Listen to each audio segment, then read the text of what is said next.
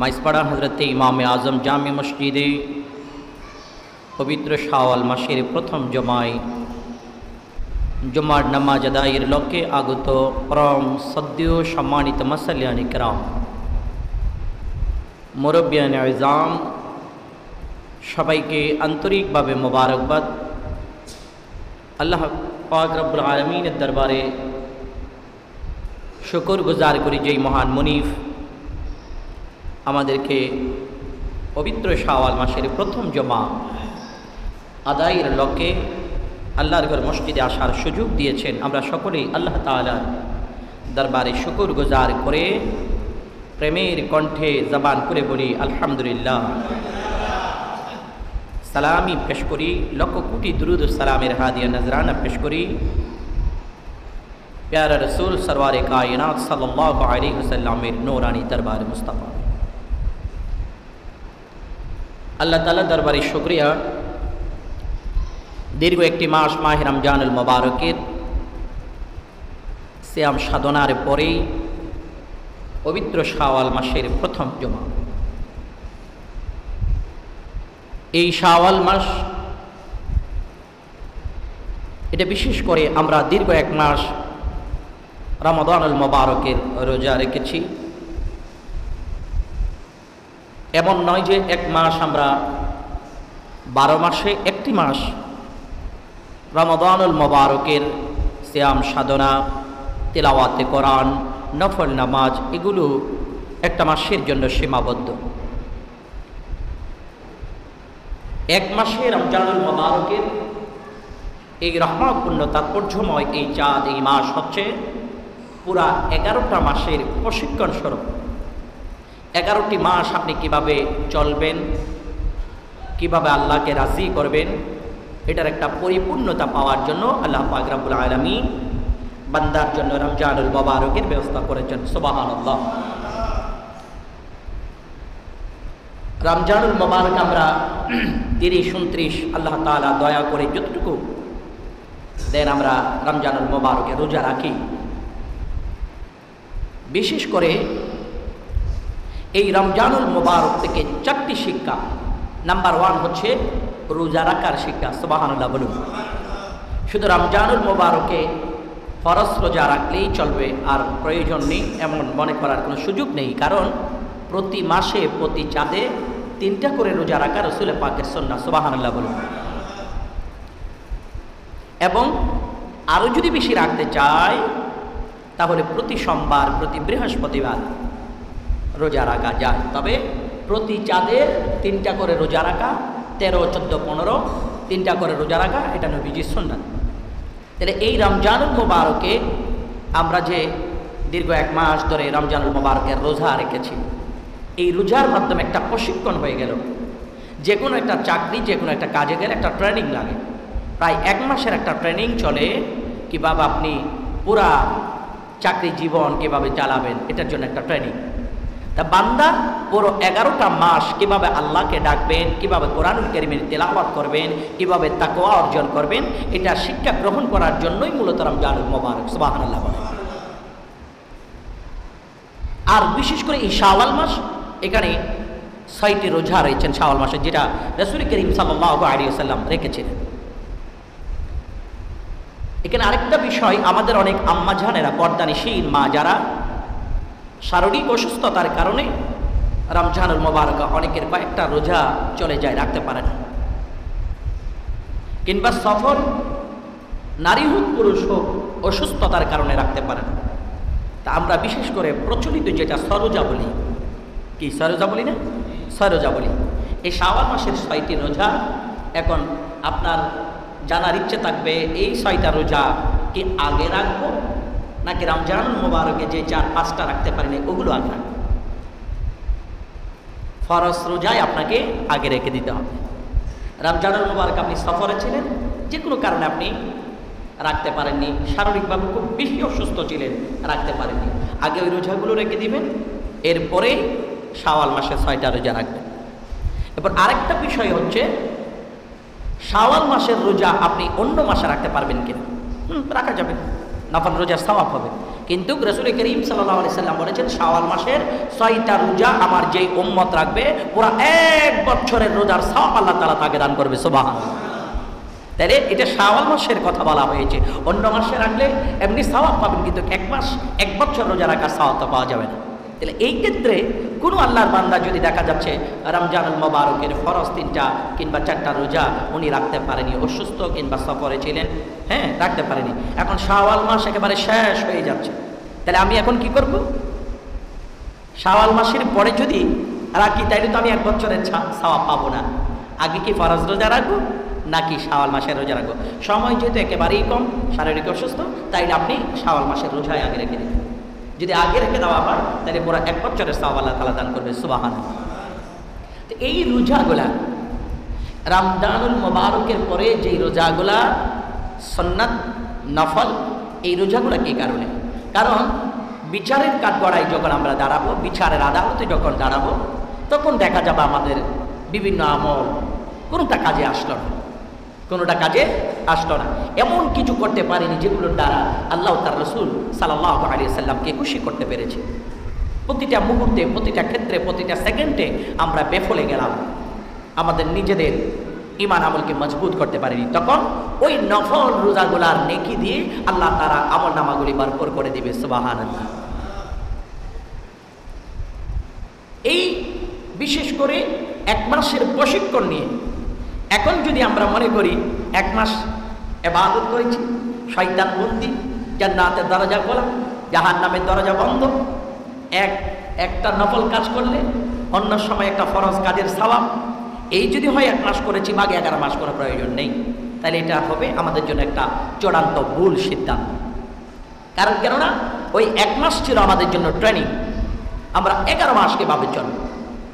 আমরা দেখতে পেলাম রমজানুল মোবারকে মোটামুটি, এরপরে আবার সোরের জায়গায়, ডাকাতের জায়গায়, ইফতিজিংয়ের জায়গায়, সুদকুরের জায়গায়, মদখুরের জায়গায়, জানাকরের জায়গায়, নাউজুবিল্লাহ বলেন। আগের সেই পরিধিতে ফিরে চলে গেলাম। কারো বছর 60, কারো হলো 50, কেউ 80 বছর। রমজানুল মোবারক 80 বছর ধরে যখন আমার উপর রোজা ফরজ হয়েছে তখন থেকে পেলাম।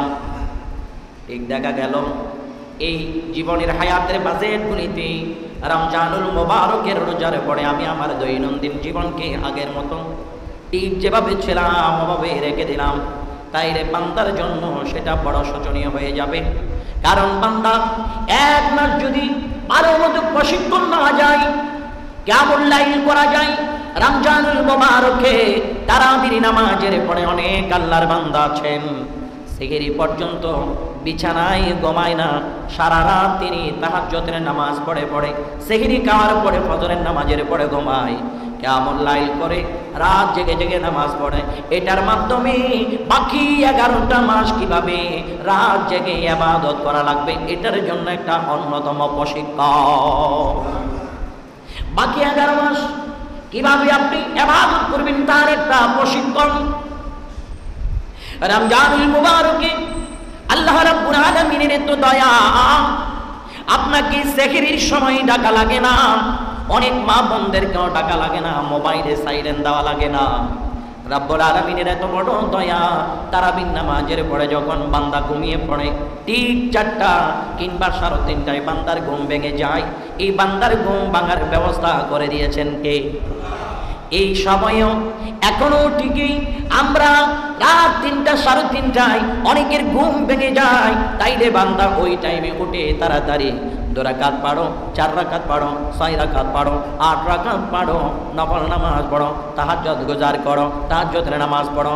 এই 1 মাসের প্রশিক্ষণ লইয়া বাকি 11টা মাস যখন তুমি প্রশিক্ষণ চালাইতে থাকবা, কাজ যখন নিয়মিত চালাইতে থাকবা, আল্লাহর নবী বলে ওয়ামা ইয়াজালু আবদি ইয়াতাকাররাবু ইল্লা বিন-নওয়াফিল, আল্লাহর বান্দা এভাবেই যখন কন্টিনিউ যখন নফল ইবাদত করবে, 5 ওয়াক্ত ফরজ নামাজ বান্দা পড়েছেন, এগুলোর উপরে যখন কিয়ামুল লাইল করবে, রাত জেগে জেগে নামাজ পড়বে, দুনিয়ার কোনো মানুষ জানবে না, গোপনে গোপনে বান্দা আল্লাহকে রাজি করবে। আল্লাহ রাব্বুল আলামিনের হাবিব বনে এই নফল ইবাদতের মাধ্যমে আল্লাহর বান্দা কানা আল্লাহ তাআলার বন্ধু হয়ে যাবে। একমাত্র নফল ইবাদতের মাধ্যমে আল্লাহ রাব্বুল আলামিনের যত বুজুর্গ আল্লাহর বান্দা আছে, আল্লাহর ওলি আছে, গামজা খাইয়া ওলি হওয়া যায় না, সুদ খাইয়া ওলি হওয়া যায় না, লাল শালু সাদা শালু পরে ওলি হওয়া যায় না, গরু মহিষ খাইয়া ওলি হওয়া যায় না, মুরিদ বেড়ে গেলে ওলি হওয়া যায় না। ওলি হওয়ার জন্য শর্ত হচ্ছে তাকওয়াবান হওয়া লাগে। সুবহানাল্লাহ। ওলি হওয়ার জন্য শর্ত হচ্ছে আল্লাহর পাগল হওয়া লাগে, বেশি বেশি নফল ইবাদত করা লাগে। আল্লাহর প্রকৃত ওলি যারা, বুজুর্গ যারা, তারা এক সেকেন্ডের জন্য দুনিয়ার কোনো অশালীন কাজের মধ্যে সময় ব্যয় করে না। প্রত্যেকটা সেকেন্ড, প্রত্যেকটা নিঃশ্বাস আল্লাহকে খুশি করার জন্য তারা কাটাই দেয়। নূরের নবী বলে কারণে তারা আল্লাহ তাআলার উত্তম বন্ধু হয়ে যায়। আল্লাহ তাআলা উত্তম বন্ধু হয়ে যায়, এমন বন্ধু হয়ে যায় ওই বান্দাগুলি জবান করে আল্লাহ তাআলার কাছে যদি বলে, আল্লাহ আমার কাছে এই জিনিসটা প্রয়োজন, আল্লাহ তুমি দাও, ওই জবান করে আল্লাহ তাআলার কাছে চাইতে দেরি, আল্লাহ তাআলা বান্দাকে দিতে আর দেরি করে না। আমি আর আপনি কত কান্নাকাটি করি, কতবার চাই, কারণ আমার চাওয়ার মধ্যে আল্লাহ রাজি হয় না। কেন রে ভাই, আল্লাহ কেন রাজি হয় না? কারণ হচ্ছে কি জানেন, আমি আমার শরীরের পোশাক পরি, এটার মধ্যে আল্লাহ রাজি নাই। আমি আমার খাবার খাই, এটার মধ্যে আল্লাহ রাজি নাই। আমি আমার জবান দিয়ে আলোচনা করি, কথা বলি, ওটার মধ্যে আল্লাহ রাজি নাই। কারণ ওটার মধ্যে দেখা যায় আমার কেমন জানি কিছু কিছু বেজাল ওখানে মিক্সার আছে। আল্লাহর হাবিব সরওয়ারে কায়নাতের জন্য বলে, ওয়াকালা রাসূলুল্লাহ সাল্লাল্লাহু আলাইহি ওয়াসাল্লাম, নবীজি বলে, মানিশ তারা সাওবাম বিআশারাতি দারাহিম ওয়া ফিহি দিরহামুন হারামুন লাম ইয়াকবালিল্লাহু তাআলা লাহু সালাতাম মা দামা আলাইহি।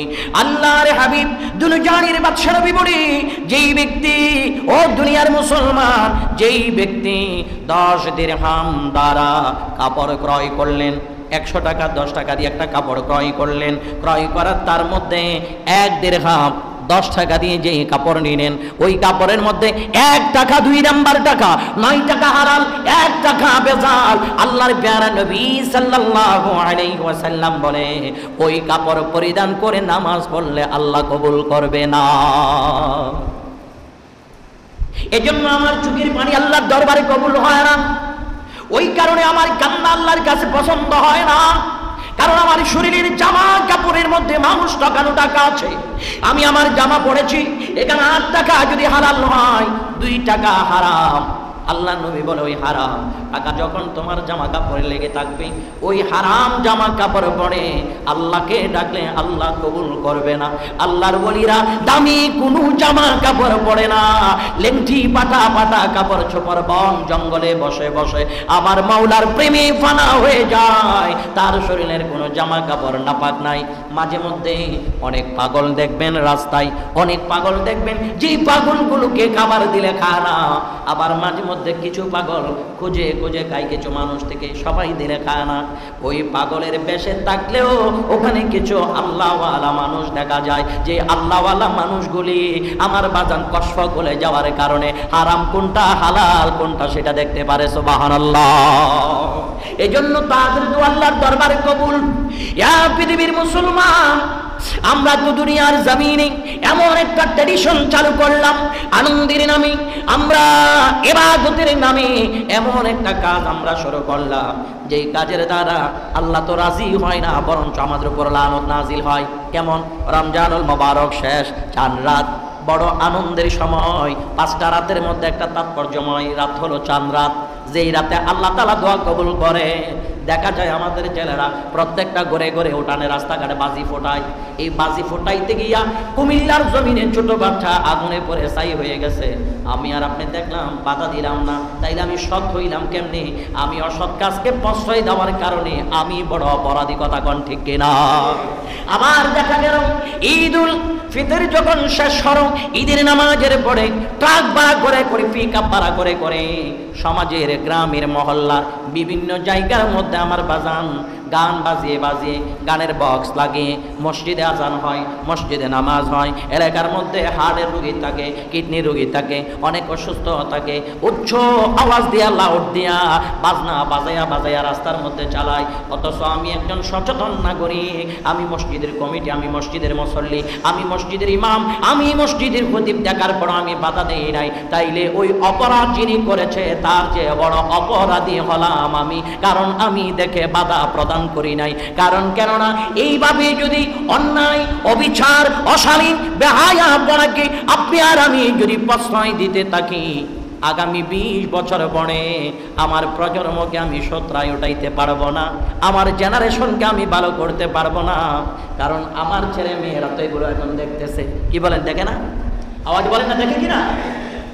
আমার দেশের একজন আলোচক কইমি অঙ্গনের একজন আলোচক চমৎকার ভাবে বলেছে, আমি শুনলাম ওনার ছোট্ট ছেলেটা রাস্তা দিয়ে পিকআপে পড়ে গান বাজনা করে করে, ঈদের দিন গান বাজনা করে করে যায়। আলেমের কাছে প্রশ্ন করে, বাবা আব্বু গো, এই মানুষগুলা পিকআপের উপর, ট্রাকের উপর নাচানাচি করে কেন? ছোট বাচ্চার ব্রেন একদম ক্লিয়ার, যেটাই দেখবে সেটা ওখানে সেভ হয়ে যাবে। বাবা জবাব দিচ্ছে, কি জানেন আব্বু, এরা এখানে এইভাবে নাচানাচি করার কারণ কি জানো নি? তাদেরকে কুত্তায় কামড়াইছে। ঈদ উপলক্ষে সমস্ত ডাক্তারগুলা ছুটিতে গেছে, কুত্তার কামড়ানির ওষুধ পায় না, সেজন্য নাচানাচি করে ব্যথা সইতে পারে না। একটা বুঝতে দিতে হবে ছেলেকে। আর যদি বলে এটা আনন্দ, ওই ছেলেটার মাথায় ওই বেহায়াপনাটা আনন্দ হিসেবে সেট হয়ে যাবে। নাউজুবিল্লাহ। আমরা আমাদের ছেলে মেয়েদেরকে এখন থেকে যদি বাধা না দেই, আমাদের ছোট ছেলে মেয়েদেরকে যদি না দেখায়, তাইলে সামনের ভবিষ্যৎ খুবই অন্ধকার। কারণ ছোট ছেলেরা যা দেখবে তা তাদের মাথায় মুখস্থ করে রাখবে। এই জন্য বুড়াকালে কেউ হাফেজ হওয়ার জন্য ঢুকে না। হাফেজখানায় যায় কয় বছর? 6 বছর, 7 বছর, 8 বছরে। কেন? ওই টাইমে তাদের ব্রেন ফ্রেশ, যেটাই পড়বে সেটা মুখস্থ হয়ে যাবে। ওই ছোট্ট বেলায় মেধা শক্তি ভালো থাকার কারণে আল্লাহ রাব্বুল আলামিনের 30 পারা কোরআন তার সিনার ভিতর জায়গা হয়ে যায়। যখন বড় হয়, বৃদ্ধ হয়, তখন যায় না। তখন সবকটা ব্রেইনের মধ্যে ক্লিয়ার করে রাখা সম্ভব হয় না। ছোট বয়সে যেটাই দেখে সেটা তার ভিতরে সেট হয়ে যায়। এই ছোট্ট বয়সে আমাদের ছেলে মেয়েরা অশালীন খারাপ কোনো কার্যক্রম যেন না দেখে, এগুলোর প্রতি যেন আসক্ত না হয়, এটার জন্য আমাদের সচেতন হওয়া লাগবে। যদি সচেতন হওয়া না যায়, আগামী 20 বছরে সমাজের কি দুর্দশা হবে এটা একবার কল্পনা করে দেখেন। 20 বছর পরে আমার ছেলে মেয়েকে ওখান থেকে আমি আর ফিরাই আনতে পারবো না। ফিরাই আনতে গেলে নিজের ছেলে নিজের বাবাকে লাঠির বাড়ি দিয়ে জায়গায় মেরে শেষ করে দিবে। হচ্ছে না? কি বলেন, হচ্ছে কিনা? গত কিছুদিন আগে অনলাইন প্ল্যাটফর্মে আপনারা দেখেছেন, সন্তান মোবাইল চাইলো বাবার কাছে, দেয়নি। এরপরে যখন সন্তান মোবাইল জোর করে নিয়ে ব্যবহার করে, তখন বাবা সন্তানের কাছ থেকে মোবাইলটা ছিনিয়ে নিল। মোবাইল ছিনিয়ে নেওয়ার পরে পিছন দিয়ে লাঠির বাড়ি এমন ভাবে আঘাত করলো, জায়গায় স্পট ডেড, শেষ, জায়গায় শেষ। নিজের বাবা, নিজের ছেলে নিজের বাবাকেই শেষ করলো। তো ছেলে এখন পর্যাপ্ত পরিমাণ বয়স, ছেলে এখন বুঝে 20-22 বছর বয়স। এই টাইমে ছেলেকে আমি কন্ট্রোল করতে পারবো? সম্ভব না। যখন কন্ট্রোল পাওয়ার আমার হাতে ছিল, আমি অপারেটিং করতাম, আমার অপারেটিং অনুযায়ী আমার ছেলে চলতো।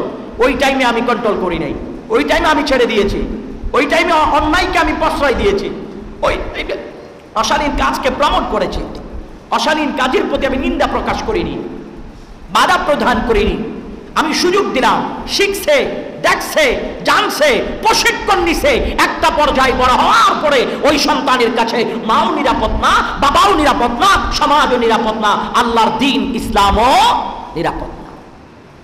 এটার জন্য আমাদেরকে করতে হবে কি, এখন থেকেই ছেলে মেয়েদেরকে কন্ট্রোলে রাখতে হবে। সমাজে যদি এরকম যদি গান বাজনা হয়, আপনি মসজিদে নামাজ পড়ছেন, এমন টাইমে শুনেছেন গান বাজনা ট্রাক ভাড়া করে করে ছেলেরা কি বলে সাউন্ড বক্স লাগিয়ে অশালীন গান বাজনা করে করে যাচ্ছে। আর রাস্তায় যদি বেয়াদবি মাফ করবে, আল্লাহ তাআলা বেয়াদবি মাফ করুক, বুঝার জন্য বলছি, রাস্তায় যদি কোনো মেয়েকে দেখে তাহলে আরো বেশি বেপরোয়া। আপনারা ইন্টারনেটে দেখছেন না, মেয়েদেরকে দেখছে সাগরের মধ্যে নদীর মধ্যে নাচানাচি করতেছে ট্রলারে।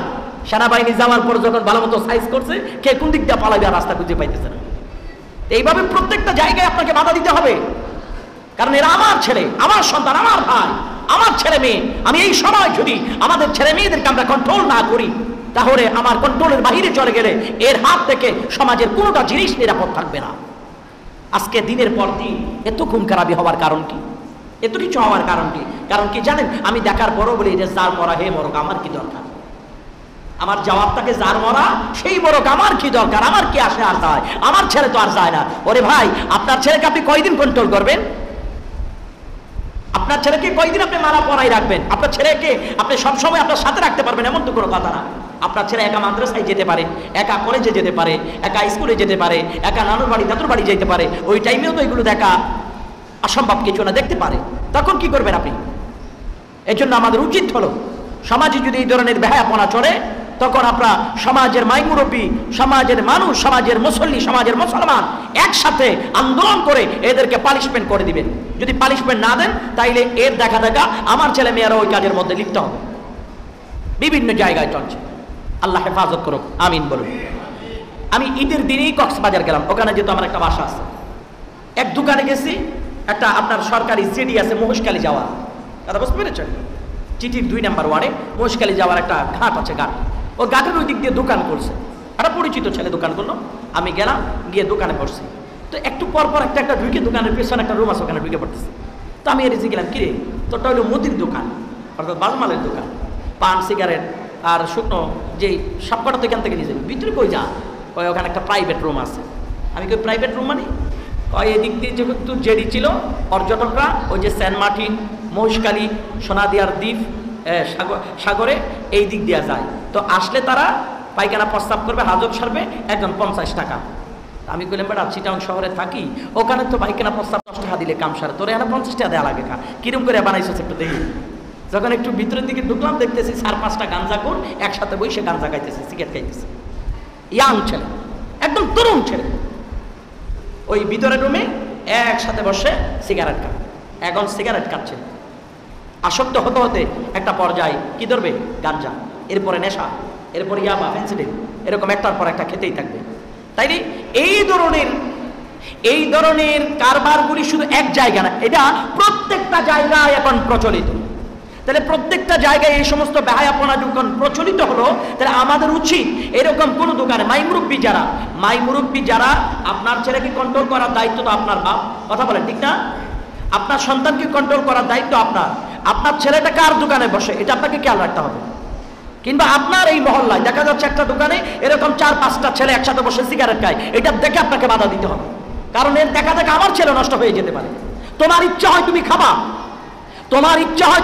তুমি এখান থেকে সিগারেট নিয়ে তোমার ঘরে গিয়ে তোমার বাথরুমে গিয়ে খাও, তারপরে তুমি এখানে দোকানে বসে আড্ডা করে এগুলো খেতে পারবা না। কারণ এটার দ্বারা আমার সমাজের আরো 2-4টা ছেলে নষ্ট হয়ে যাওয়ার সম্ভাবনা আছে।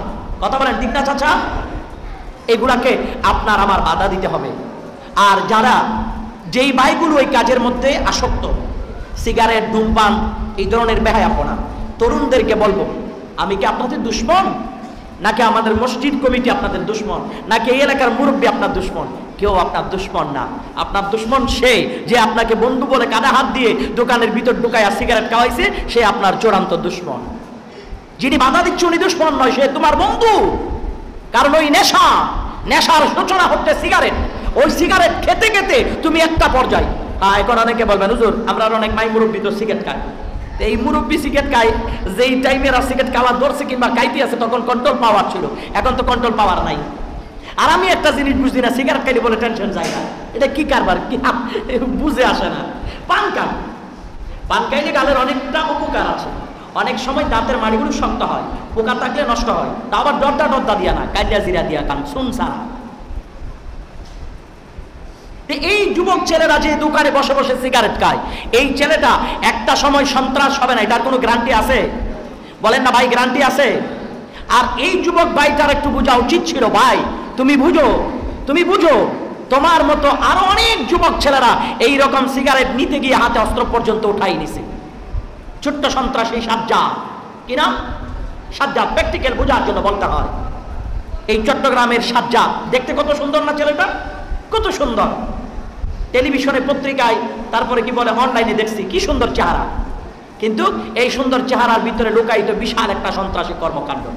তার হাত থেকে সাধারণ মানুষ নিরাপদ না, বিভিন্ন জায়গায় মানুষ ক্ষতিগ্রস্ত। এমনও ভিডিও ফুটেজ অনলাইনে আসছে, ওই ছেলেটা চাকু দিয়ে মানুষের নাড়ি বুড়ি বের করে দিছে। কেন? কন্ট্রোলের ভিতরে ছিল না। এরকম একের পর এক সন্ত্রাস হবে। তাই না? আপনি যেই যুবক অন্যায়, বিচার, নেশা, বেহায়া পড়ার মধ্যে লিপ্ত, আপনি যে চিরজীবন ভালো থাকবেন এটার কোনো গ্যারান্টি নাই। আর যারা এভাবে বেহায়া পড়ার সাথে নিজেদের জীবনকে বিনষ্ট করে দিয়েছেন, ওনাদের ভবিষ্যৎ কি সেটা তো আপনি নিজেই দেখতে পাচ্ছেন। আপনার বোঝা লাগবে, আল্লাহর ঘর মসজিদে যত মুসল্লি মুরব্বীরা নামাজ পড়ার জন্য আসছে, এই মুরব্বীরা এক সময় আপনার আমার মতো যুবক ছিলেন, এখন তারা মুরব্বী। অনেক মুরব্বী এখন আছে যারা পায়ে হেঁটে আল্লাহর ঘর মসজিদে আসতে পারে না, নামাজ আদায় করার জন্য শরীর এখন দুর্বল, অসুস্থ। ও বন্ধু, তুমিও তো একদিন এরকম দুর্বল হয়ে যেতে পারো। অনেক মুরব্বী আছে নিজের ছেলে মেয়েরা নিজের বাবাকে গাড় ধাক্কা দিয়ে ঘর থেকে বের করে দেয় কিংবা বৃদ্ধাশ্রমে পাঠিয়ে দেয়। অনেক মুরব্বী আছে রিক্সা চালায়, অনেক মুরব্বী আছে করে শান্তিতে ঘুমাইতে পারে না। আব্বাজান, তুমি যেরকম হবা না, যুবক ভাই তোমার জীবনে এইরকম কাল বৈশাখী অভিশাপ তোমার জীবনে আসবে না, এটার গ্যারান্টিকে তুমি দিতে পারবা। বন্ধু, তোমার সময় আছে, সুযোগ আছে, এই টাইমে তুমি বেশি বেশি আল্লাহ রাব্বুল আলামিনকে রাজি করো। এক মাস রোজা রেখেছো, ওই রোজার মাসে রোজা রাখার প্রশিক্ষণ তুমি পাইলা। প্রতি মাসে 3টা করে সুন্নাত রোজা রাখো। ওই রোজার মাসে তুমি কোরআনুল কারীমের খতম দিয়েছিলা, তোমার মা দিয়েছিল, তোমার বাবা দিয়েছিল, তুমি দিতে না পারলো। আল্লাহর কোরআনকে ধরে ধরে তুমি পড়েছো, যেটুক পাল্লা পড়লা, 1 আয়াত 2 আয়াত কিংবা কোরআনের চুম্বন দিলা, বাকি 11টা মাসের মধ্যে তুমি কোরআনুল কারীমের তিলাওয়াতটা চালু রাখো। বান্দা, রমজানুল মুবারকে সারা রাত জেগে জেগে তুমি নফল নামাজ পড়েছিলা, আর বাকি 11টা মাসে যদি তুমি পুরোপুরি না পারো, ইশারের নামাজের পড়ে কমসে কম 8 রাকাত তাহাজ্জুদের নামাজ পড়ে তুমি ঘুমিয়ে পড়ো। বান্দারে, রোজার মাসে রোজা রেখে আল্লাহ রাব্বুল আলামিনের ভয় কলবের মধ্যে রেখে তুমি আল্লাহকে ভয় করেছিলা, তাকওয়াবান হয়েছিলা, ওই রকম তাকওয়াবান হওয়ার চেষ্টা করো বাকি 11টা মাস। কারণ কেন না, রোজার মাসে তোমার মৃত্যু হয় নাই, দেখা যাবে রোজার মাসের 1 মাস পরে কিংবা 10 দিন পরে তোমার মৃত্যু হতে পারে। এইগুলো যদি এরকম কর্মকাণ্ডে জীবনটা কাটাও, ওই টাইমে মরণ হলে আল্লাহ রাব্বুল আলামিনের দরবারে চেহারা দেখানো সম্ভব হবে না। এজন্য আল্লাহর দরবারে সব সময় বলো, আল্লাহ রোজার মাসে যেমন ছিলাম, আল্লাহ আমাদেরকে তেমনি ভাবে তুমি পরিচালিত করো। মরার পরে যেন আমার কবরটা জান্নাতের টুকরা হইয়া যায়। এটা আল্লাহর কাছে প্রার্থনা করেন। কারণ সব সময় ভালো থাকবে এমন কোনো গ্যারান্টি নাই। মানুষ এই ভালো, এই খারাপ, এই সুস্থ, এই মৃত্যু, হঠাৎ করে মানুষ মারা যায়। আল্লাহর নবী বলে, ওয়াসিহাতাকা ক্বাবলা সুকমিকা, সুস্থ শরীর আছে তো মূল্যায়ন করো। সময় আসবে তুমি হঠাৎ করে অসুস্থ হয়ে যাবা, হঠাৎ করে অসুস্থ হয়ে যাবা, দেখা গেল সব ভালো আছে। ও বন্ধু, রিপোর্ট তোমার সব ভালো, ডাক্তার কয় কোনো রোগ নাই, তারপরে ভিতরের যন্ত্রণায় ভালো মতো খাইতে পারো না, বিছানার মধ্যে ঘুমাইতে পারো না, তুমি তোমার ব্যবসা প্রতিষ্ঠানে যাইতে পারো না, ভিতরে রোগ দেয় আল্লাহ। আল্লাহর কাছে চাইলে রোগটা ভালো করে দেয় কে? আওয়াজ বলেন না কে? ওই জন্য আল্লাহর কাছে চাইতে হবে। 1 মাস আমি নামাজি হয়ে গেলাম, মাথায় টুপি দিয়ে নামাজ পড়েছিলাম, রোজা রেখেছিলাম, আল্লাহকে রাজি করেছিলাম, বাকি 11টা মাস কেন রাখবো না? বাকি 11টা মাস কেন করবো না? বাকি 11টা মাস কেন চলবো না? ওই 11টা মাসও আল্লাহকে ডাকো, আল্লাহকে মানার মতো মানো, নবীজির সুন্নাহ তরিকা অনুযায়ী জীবনকে চালাও। তখন দেখবা তোমার জীবনটা এমন সোনার জিন্দেগি হয়ে গড়ে উঠবে, তোমার বংশ দিয়ে যা আসবে আল্লাহ তাআলা এক একজন সুলতান বাইজিদ বুস্তামি বানাই দিবে। এটা আল্লাহর কাছে চাওয়া লাগবে, আল্লাহর কাছে প্রার্থনা করা লাগবে, প্রতিটা মুহূর্তে আল্লাহর ভয়টা কলবের ভিতর রাখা লাগবে। কারণ মনে রাখবেন, আল্লাহর ভয় যদি কলবের ভিতর না রাখেন, আল্লাহর ভয় যদি কলবের ভিতর না রাখেন, তাইলে দিন দিন আমার বাজান কোনো একটা লোহা, কোনো একটা যন্ত্রপাতি, স্টিলের কিংবা লোহার যন্ত্রপাতি, ওখানে যদি ব্যবহার না করা হয়, বারবার যদি এটাকে পরিষ্কার করা না হয়, ওটাকে যদি ভালো মতো দেখা না হয়, ওটার পরিচর্যা যদি করা না হয়, দেখা যাবে মরিচা এসে যাবে। মরিচা আসতে আসতে এমন একটা সময় হঠাৎ করে মনের অজান্তে ঠাস করে ভেঙে দুভাগ হয়ে যাবে, তুমি নিজেও কল্পনা করতে পারবা না।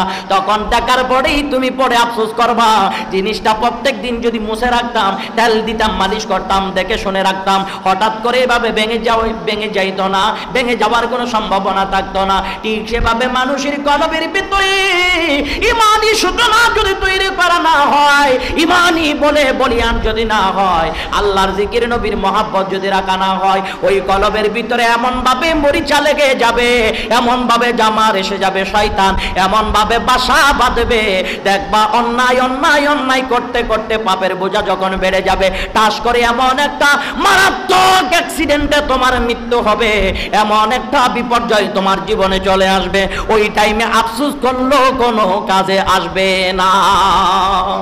ওই আফসোসটা করার আগে এখন থেকে করো, আল্লাহ তুমি আমাকে ভালো পথে চালাও। আল্লাহ তোমার নবী ওলিরা যেই পথে ছিল, সাহাবীরা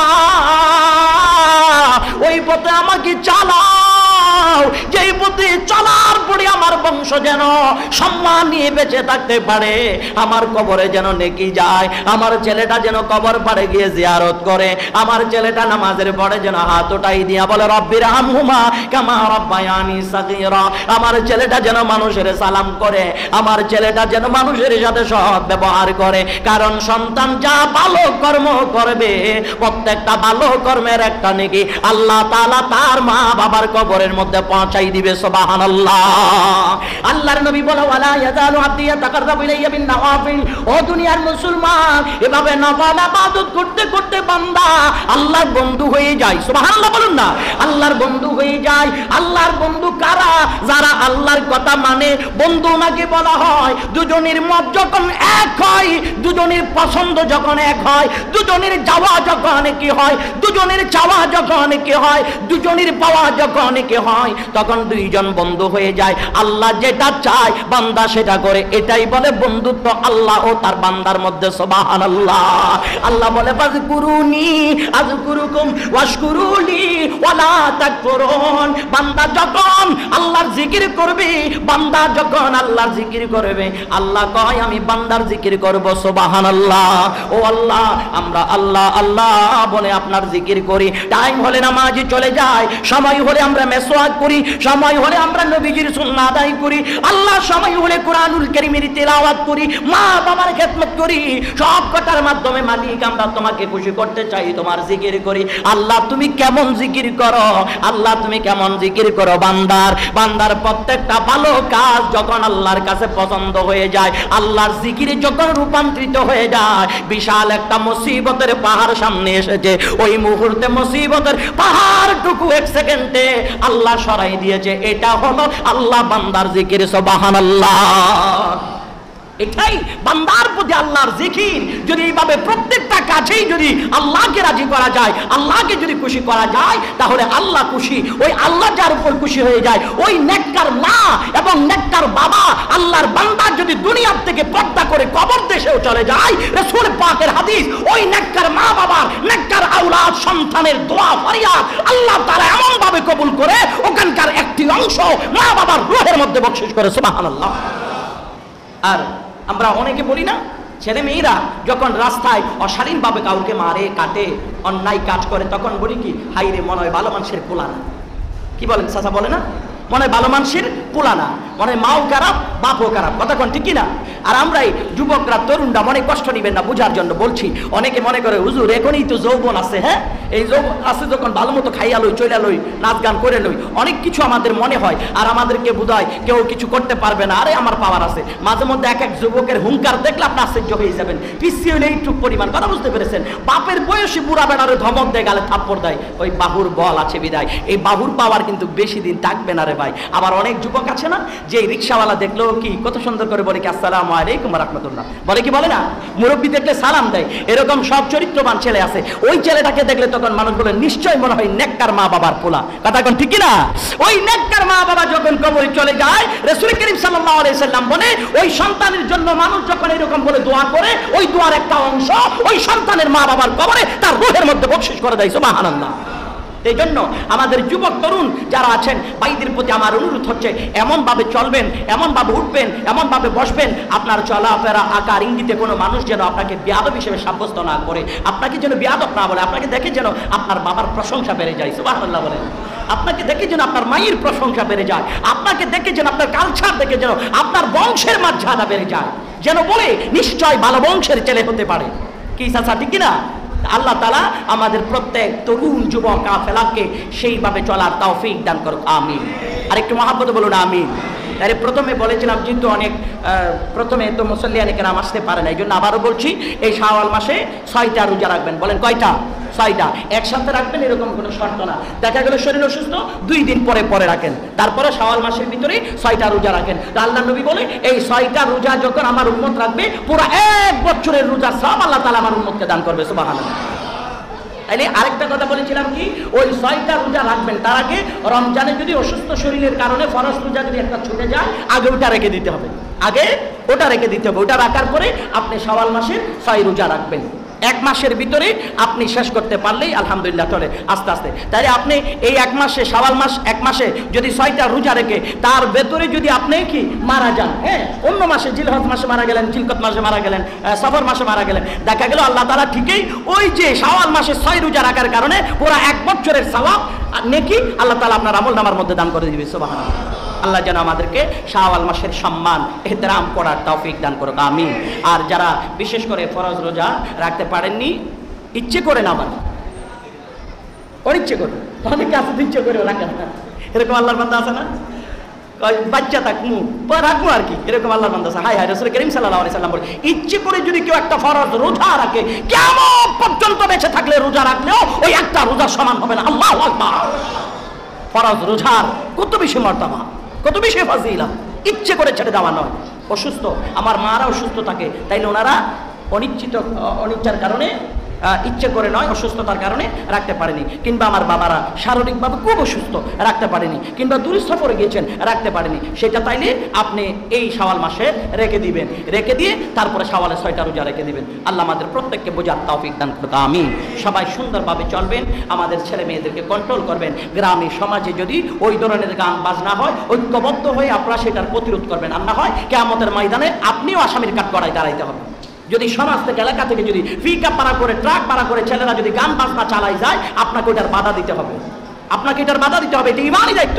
আর আপনি যদি মনে করেন আরে ফকিন্নির পোলার কাম নাই, এই জন্য রাস্তায় বেরিয়েছে, হের মরা হে মরবো, আমি বাধা দিব কেন, আমার বাধা দেওয়ার দরকার কে আসে আর যায়, এটা বলা মানে আপনি গুনায় শামিল হওয়া, আপনি অপরাধী শামিল হওয়া। এজন্য এই কথা না বলে সমাজের সমস্ত মানুষকে ঐক্যবদ্ধ করে সমাজ থেকে ওই সমস্ত বেহায়াপনাকে বিতাড়িত করবেন। সমাজের কোনো ছেলে যেন, ভালো ছেলেরাও যেন এই ধরনের অশালীন কাজ দেখে খারাপ হতে না পারে, আপনার ছেলেটা যেন কন্ট্রোলে থাকে, এটার জন্য আপনারা জোরদার করে প্রস্তুতি গ্রহণ করবেন। কোনো অন্যায় যেন সমাজে না হয়। অন্যায় করতে ইচ্ছে করে সেই এলাকার বাইরে গিয়ে করো, আমার এলাকায় করা যাবে না, আমার সমাজে করা যাবে না, আমার মহল্লায় করা যাবে না। আমি বেঁচে আছি, আমার মহল্লায়, আমার সমাজে এরকম বেহায়াপনা চলবে কেন? কিয়ামতের ময়দানে আপনাকে তো জবাব দিতে হবে। আল্লাহ আপনাকে হাত দিয়েছে, পা দিয়েছে, স্মৃতি শক্তি দিয়েছে, জবানের পাওয়ার দিয়েছে, সব কিছু দেওয়ার পর আপনি মুখ বুঝে সহ্য করেছেন, তাইলে হাসরের ময়দানে আল্লাহ তাআলার দরবারে কি জবাব দিবেন? এটা আপনারা মেহেরবানি করে আমার পরম সদ্য আব্বাজান যারা আমার মুরব্বী চাচা, আপনাদের কদমে আমি সহিত আর্জি পেশ করছি, আপনারা এটার বাধা দিবেন। এবং তরুণ ভাই যারা, আপনাদের কদমে হাত রেখে আপনাদের ভাই হিসেবে আমি অনুরোধ করছি, আল্লাহর রাস্তায় আপনারা এই কাজটা করবেন না। আপনি একা করে আপনার ছোট ভাই, আপনার পরবর্তী জেনারেশনকে জাহান্নামের দিকে ঠেলে দিবেন না। আপনিও ভালো থাকুন এবং মুরব্বীদেরকেও সম্মান করুন, মুরব্বীরাও সচেতন থাকুন, ছেলেরাও যেন কন্ট্রোলে থাকে। আল্লাহর রহমত এই জমিনের মধ্যে নাজিল হোক, আমিন। ওয়া আখিরু দাওয়ানা আলহামদুলিল্লাহ।